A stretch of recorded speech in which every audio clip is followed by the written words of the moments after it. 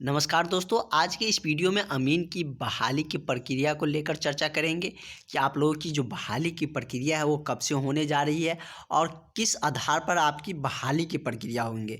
जैसे कि पहले जो नियमावली निकाला गया था जिस पे मार्क आधार पर बहाली की प्रक्रिया थी, उसके बाद फिर एलआरसी ने बीसीसी को कंडक्ट करने के लिए बोल दिया कि आप एग्ज़ाम पैटर्न के ज़रिए इस वैकेंसी को कंडक्ट करिए, इसकी जो बहाली की प्रक्रिया है उसको एग्ज़ाम प्रोसेस से कीजिए। लेकिन इस बीच में आप सबको पता है कि केस फाइलिंग किए गए हैं एलआरसी अमीन के छात्रों के द्वारा और वो 6 जनवरी को ही केस फाइल कर दिया गया। तो हम इसी फैक्ट पर चर्चा करेंगे कि कैसे आपकी बहाली का प्रोसेस होने जा रहे हैं, क्योंकि बहुत सारे अब ऐसे इशू निकल कर आ रहे हैं, ऑफिशियली जानकारियाँ मिल रही है कि किस आधार पर आपकी बहाली होने जा रहे हैं। तो हम सारे कुछ इस वीडियो में बताएंगे। तो आप चैनल पे यदि पहली बार आए हैं तो सब्सक्राइब जरूर करिएगा और बेल आइकन को भी प्रेस कर दीजिएगा।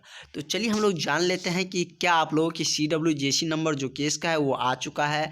जैसे कि 3 जो CWJC नंबर है बहुत ज़्यादा वायरल हो रहा है आप सबके बीच में, और हमने उसको चेक करके भी उसका स्टेटस था, जैसे कि 2047 करके भी था, एक 37 था, 37 2023 ऐसे करके थे, और भी बहुत सारे थे कि ये CWJC नंबर है। लेकिन हमने आपको चेक करके भी बताए थे कि अभी आपका फ़िलहाल CWJC नंबर नहीं आया है, जो केस की जो नंबर होती है वो अभी तक नहीं आया है।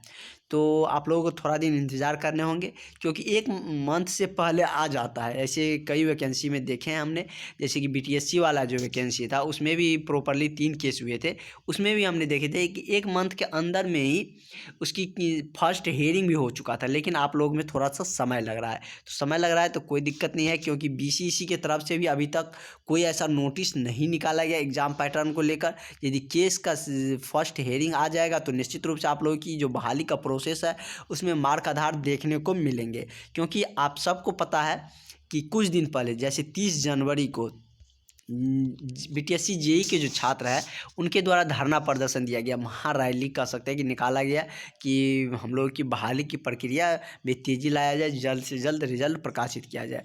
तो आप सबको पता है कि BTSC जेई जो वैकेंसी है वो मार्क आधार पर ही वैकेंसी है। तो मार्क आधार पर ये वैकेंसी है, तो ये परमानेंट वैकेंसी है, और आप लोगों का जो वैकेंसी है वो कॉन्ट्रैक्ट पे लिया संविदा पर कर रहा है। कुछ दिन 3 वर्षों के संविदा पर बहाल किए जा रहा है, वैसे हटाता तो नहीं है लेकिन संविदा पर बहाल किए जा रहे हैं। तो ऐसे में आप लोग को भी एक कह सकते हैं कि आधार मिल जाएगा। और हम आपको एक और बता देते हैं, जैसे कि BTSC का ही वैकेंसी है, BTSC ANM का एक वैकेंसी है, तो स्वास्थ्य विभाग से रिगार्डिंग वैकेंसी है, जो कि 10,709 पोस्टों पर निकाला गया है, और ये भी मार्क आधार पर ही बहाली है।